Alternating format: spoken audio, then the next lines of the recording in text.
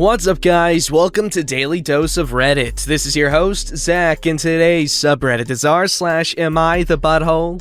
Alright, this story's called, Am I the Butthole for Calling the Police on X? My ex, 35, had custody of our daughter, 9, until I discovered that my ex was neglecting my daughter by using drugs and living in horrific conditions. I won custody of my daughter when she was 7. Her mother was a heavy meth user for a long time, I came to find out. She hid it from nearly everyone, and of the time I suspected it, I didn't have proof until I came across video evidence of it on my daughter's tablet.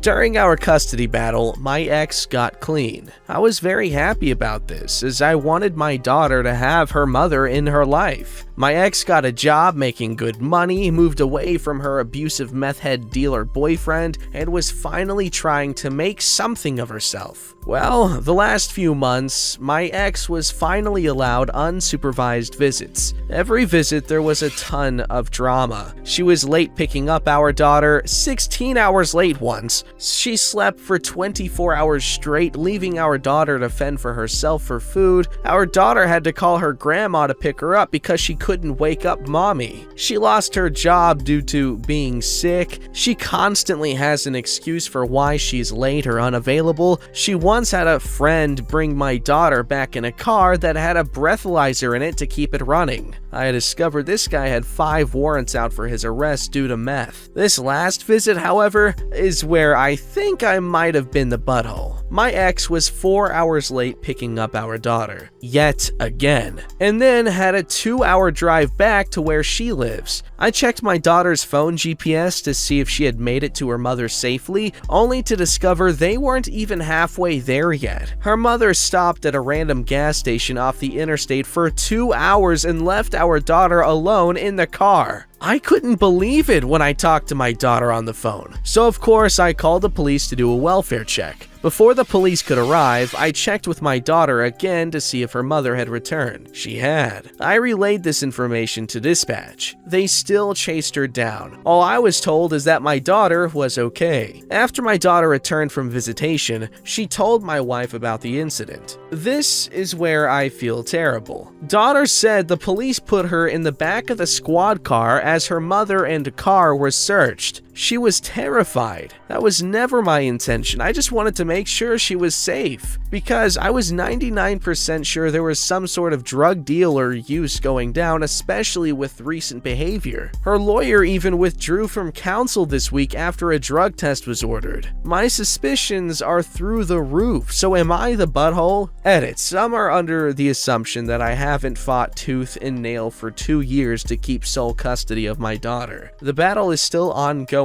but I'm not a mother, so therefore I am treated as less in family court. Very true and very sad. I don't think you're the butthole here, because yeah, the kid was scared, but it was for her own good. Kind of like going to the dentist. A lot of kids are scared of the dentist. I always like going to the dentist, but a lot of kids are scared of going to the dentist, but you still take them there because they need to go to the dentist, and they might think you're a jerk for making them go there or whatever, but it's for their own good. So yeah, we're getting shots. There's any number of examples. Vegetables. Making your kids eat vegetables. I always liked vegetables growing up. Basically, I'm saying I'm not like other kids. Mostly because I'm not a kid. Or at least physically.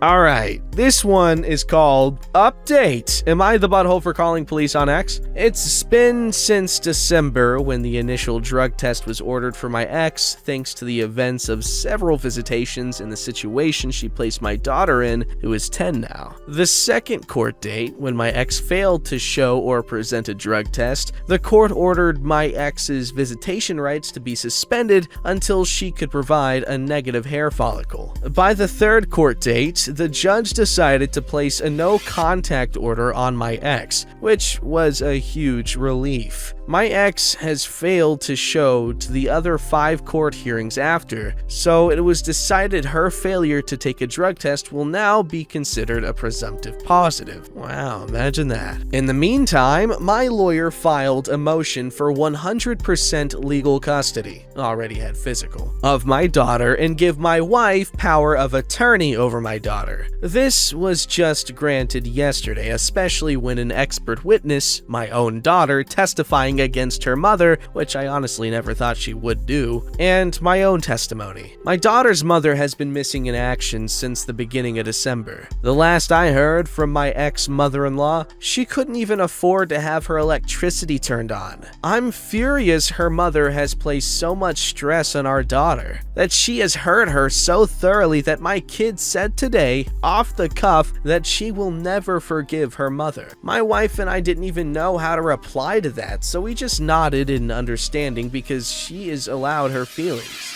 I no longer feel like the butthole. I did at first because of how upset my daughter was. I felt it was entirely my fault. I hated seeing her so upset. I know everything I've done is to protect her from the disaster that is her mother, and I am extremely disappointed that her mother has just decided to not fight for her kid anymore. Just give up and not even show to court. I have a feeling I won't be hearing anything from her mother. Thank you for all your replies to the previous post. I know many were pushing for court, which I already had planned, but the court moves slowly. Now you know the outcome. Well, this is baller, for in that, like, you know, the dad has sole custody of the daughter. Not so baller that the wife is, you know, basically off the deep end, or sorry, ex-wife is off the deep end. That always sucks. You know, ideally everyone would be happy and healthy, but at least in this situation, the daughter and the dad are alright-ish, but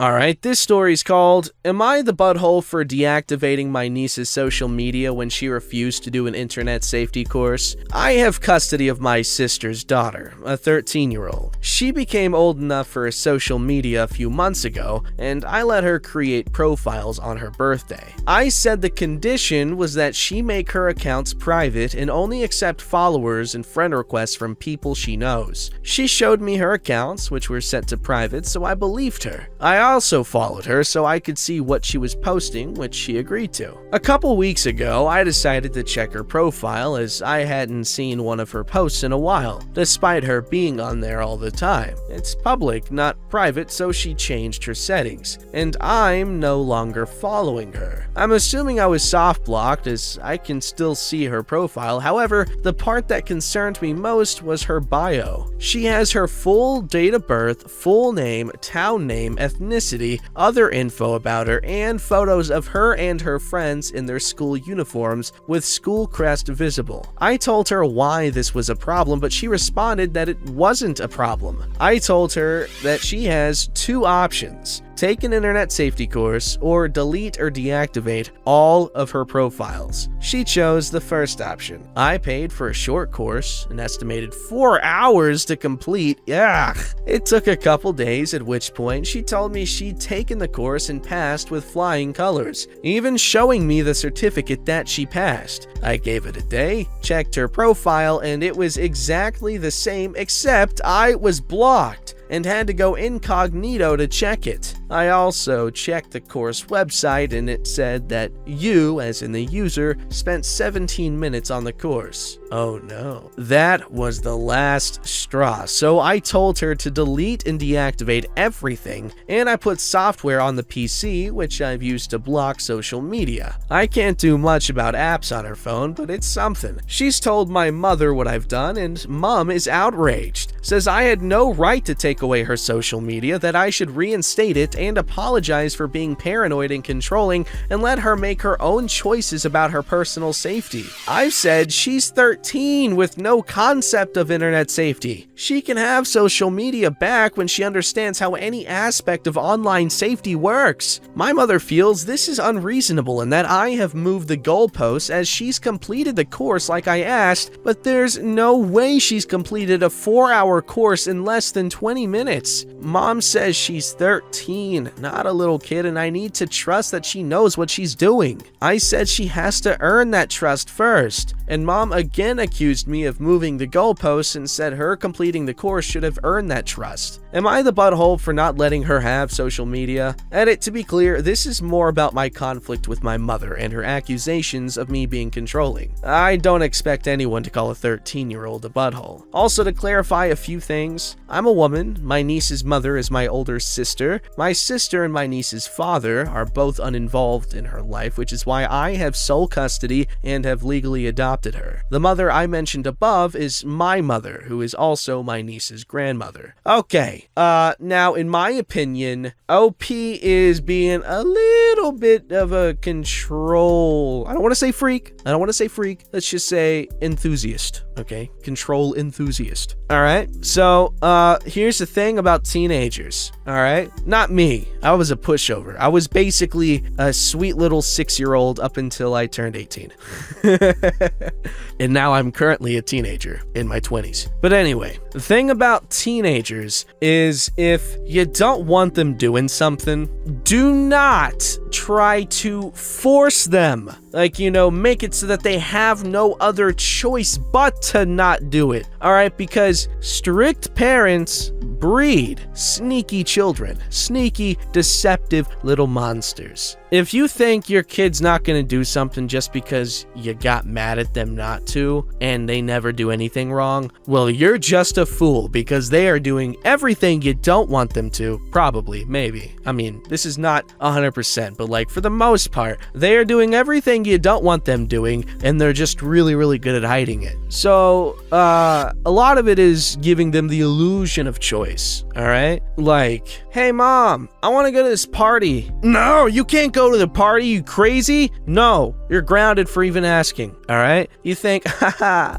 I got him. He's not going to a party. Well, guess what? He's probably going to sneak out. He probably can tell when you're asleep, and he's going to sneak out when you don't want him to. All right? Or you can do this. Mom, I want to go to this party. Can I go?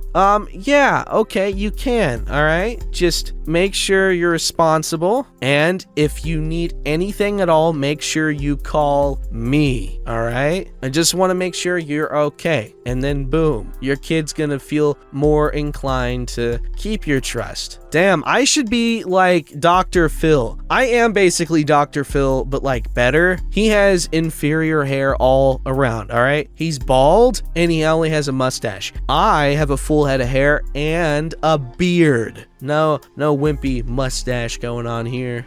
Alright, this story's called Update! Am I the butthole for deactivating my niece's social media when she refused to do an internet safety course? Oh my god. This is like Greg Heffley's mom. It's been a few days. I read through every comment on my original post and saw all your feedback, particularly the parts about my niece being unlikely to trust me after this. I sat my niece down one final time. I talked to her again about all the information she wanted to add, trying to explain again why it was a bad idea to put her full name, her date of birth, her location, and whatever else online. She still didn't believe that it could be dangerous. So I asked her what information she wanted to put out exactly. She told me. I googled it. The entire first page of results was all about her or my sister, her mother, or me. It showed her school website as she's been mentioned in the newsletter. Her full name also brought up her personal phone number and a website for details of the adoption. I then showed her what was linked with my name, despite my very careful social media presence. The results included a background checked website that listed all my former names, my number, my address, where we currently live, and more behind a paywall. She now completely understands what I was trying to tell her. We worked out a new deal. She's allowed social media, but instead of all the information she wanted to add, she's only allowed her star sign and that she's a minor. She can give a location, but it has has to be our county, not our town. Her profile will be on private, and she can only link up with people she knows in real life. I will follow her from a fake account so her friends don't see her aunt on her friends list. These restrictions will lessen in due time. If she does anything to screw it up, it all gets deactivated again. And we won't even revisit the topic of social media until she's 15. As for my mother, I called her and told her to back off. I said that I have custody of my niece, so I make the decisions, and my mom doesn't get to make that harder for me. That if she really thought my niece putting her full name, date of birth, location, etc. online was safe, she's an idiot. And it pisses me off that the only times I hear from her, it's so she can tell me that I'm doing something wrong when she herself was given the chance to adopt my niece and refused. Mom essentially said that she can't believe I'd treat her like this, and I shouldn't expect to hear from her for a while. Yikes. Alright.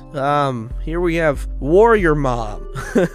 Well, I'm glad the niece and OP reached an agreement. Personally, I mean, I still think it's a little strict, but if the niece is going along with it, the safer the better. Am I right? No, I'm right, definitely. But she was a bit aggressive with Mom, but I guess I understand it because, you know, the mom was being kind of ridiculous as well. A little too laissez-faire for our taste. So it's good OP stood her ground. Maybe want to take a gentler approach. But what works, I guess, right? This story's called, Am I the Butthole for Refusing to Let My Girlfriend Get a Dog Because It Will Upset My Old Man of a Cat? I, 30 female, have been with my girlfriend, 31 female, for 3 years now, and we recently moved into a nice house in the country. As we're finally living somewhere with a decent-sized garden, my girlfriend wants to get a dog. She's always wanted a dog, and I have said to her that we can get one day, but not until my cat passes away. My cat, Sparky, is 14 years old, is blind in one eye, and he hates dogs. I love this cat. He is my baby, as I would love any animal that my partner and I get together. But is it unreasonable to ask that he lives out his twilight years in peace, eating his favorite foods, curling up by the fire, hogging the bed, and watching tennis without getting a new puppy in the mix? My girlfriend says that I am being unreasonable, that my cat and the new dog will be great friends. But I know Sparky, and he has always either been anxious or aggressive toward dogs. My friends and family says that if I love my girlfriend, I should let her get the dog. I do love her, and I'm not against her getting a dog. I'm just asking her to wait a little bit until my cat passes away. So am I the butthole? I mean, if the girlfriend agreed to this kind of arrangement before and now suddenly wants to go and change it up, it's on her. But I don't know. Like, again, like I'm an outsider here, so like I'm not, and I've never really owned a cat, so like I'm not sure how that might change, because like I've, you know, there's cute little internet things, those videos of like grumpy old cats, you know, getting a puppy that it hates at first, but eventually they become like best friends, and then like, you know, it's like a beautiful thing. Like, what if grumpy old cat here is like hates dogs and just is a pissy old man that just wants to, you know, die slowly and peacefully? What if he gets introduced to this freaking energetic little golden retriever puppy that's like constantly muddy, and it's just like, wow, why are you doing this to me, man? I just want to chill. But, you know, on this dying fire, a spark, an ember of youth comes and energizes it and just breathes it to life. Like, what if Sparky, that's the cat's name, what if Sparky becomes best friends with this puppy, and he remembers, you know, a long lost youth? Like, can you imagine that? Way more badass and poetic of a death story than, you know, whatever's going on right now. So like, yes, girlfriend is in the wrong for going back on a deal, all right, so she's an oath breaker. However, you can choose to be a bigger person and give Sparky a chance to get his spark back with a little puppy. Or you could be completely right, you get the dog and Sparky's just miserable and hates you. Alright, this story's called Update! Am I the butthole for refusing to let my girlfriend get a dog because it will upset my old man of a cat? Okay, I thought that I would give you all an update on the pet situation. After another argument with my girlfriend about the dog situation, we asked a friend of ours if we could look after her dog, a very placid, sleepy, and uninterested bulldog, for a day while she was at work, so she could see for herself how Sparky would react. And let me say, my girlfriend now understands why I wanted to wait until Sparky had died before getting a dog. Within the 6 hours that we had the dog, Sparky had tried to bite him on the leg. I pulled him away before he could even make contact with him, and hauled Sparky's ass upstairs away from the dog after that moment. While upstairs, Sparky did nothing but yowl at us and revenge pee on the bed before hiding on top of the wardrobe. While all of this was happening, my friend's dog just lay there on the floor of the lounge doing absolutely nothing. Upon seeing what Sparky was willing to do to a dog that wouldn't even hurt a fly, my girlfriend has now agreed that if she wants a dog, then it has to be an outdoor dog, which she does not want, or to wait until the awful day that Sparky is no longer with us. Grumpus is very happy with that plan. Grumpus. Oh, haha. Grumpus, Sparky, is now going to spend his golden years lying in front of the fire, watching tennis and Blue Planet on TV, eating lots of treats and sitting on the landing windowsill where he loves to watch the whole world go by, while casually growling at any dog he sees walk past the house. And he's very happy with this plan. Did you ask him? I promise my friend's dog was not hurt. I don't even think that he realized that my cat was planning on attacking him. And Sparky is as happy as a lamb again. No more revenge peeing. Oh man, I was worried for a second. Revenge peeing is no joke. Alright, just ask my ex-girlfriend. Oof. Wait, no, don't ask her. She might get pissed off. And pee on things. I'm kidding. I'm making this up, guys. Don't, oh gosh. I sometimes worry about some of the things people take seriously that I say. Occasionally I see comments that are like, you know, they take what I say seriously. I'm just like, wow, man, that's really not good, because I say a lot of things, but I mean the exact opposite. And I'm really praying every time. I guess I'm supposed to be praying every time that you guys get it, but sometimes you don't. And it leads to funniness, I think, unless eventually it'll bite me in the butt, and then I'll have yet another bite mark on my butt. Don't forget to like, subscribe, and hit that bell to never miss an episode.